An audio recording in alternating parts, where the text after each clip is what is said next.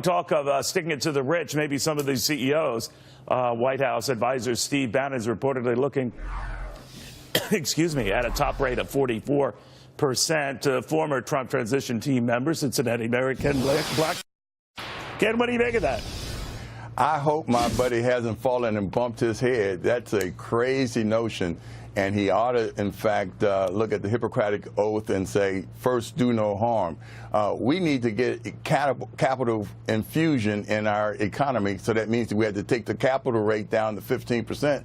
But President Trump has promised that he will, in fact, make life better for middle-class families in this country, and I think he gets that by doubling the exemption rate.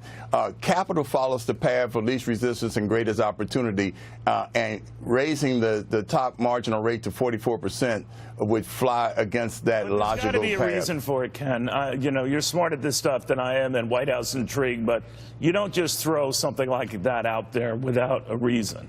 What do you think? Well, I would hope that he wants to sort of fire up the base of the middle class and those who, in fact, see and what, you know, it plays to a foolhardy notion.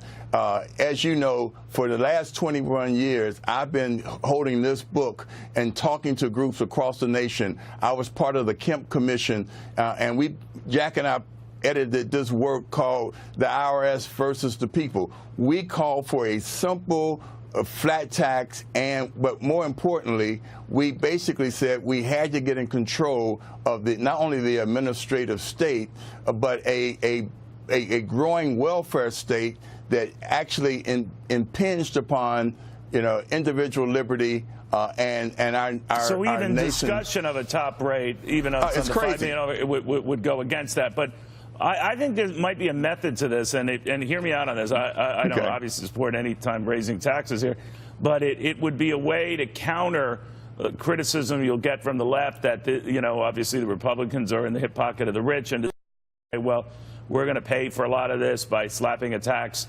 on you know, the 5 million and over folks. Now, that will get you at most $18 billion, and all is said and done. That's barely, you know, a few months' worth of Medicare spending. I exaggerate to make the point that it doesn't really get you that far, but that they could use that as cover, maybe to win Democrats toward a tax package or down the road, you know, an infrastructure campaign. What do you think? Well, look, if it's a political talking point, if he's being a political gadfly, that's one thing. But I think that's dangerous because we would send the wrong signal to the market.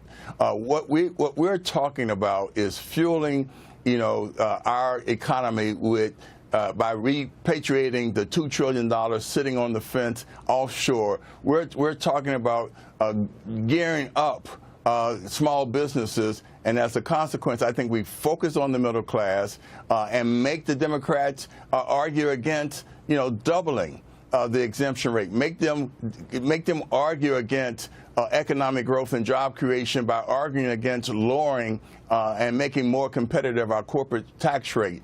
Look, I don't think we have to throw out, you know, crazy notions like a top marginal rate of 44% to engage the Democrats in a fair and honest debate. We need real tax cuts, and we need real relief in the middle class, and we need to get our economy growing again. And the way that you do that, and we all know it, is by bringing that top marginal rate down to 15%,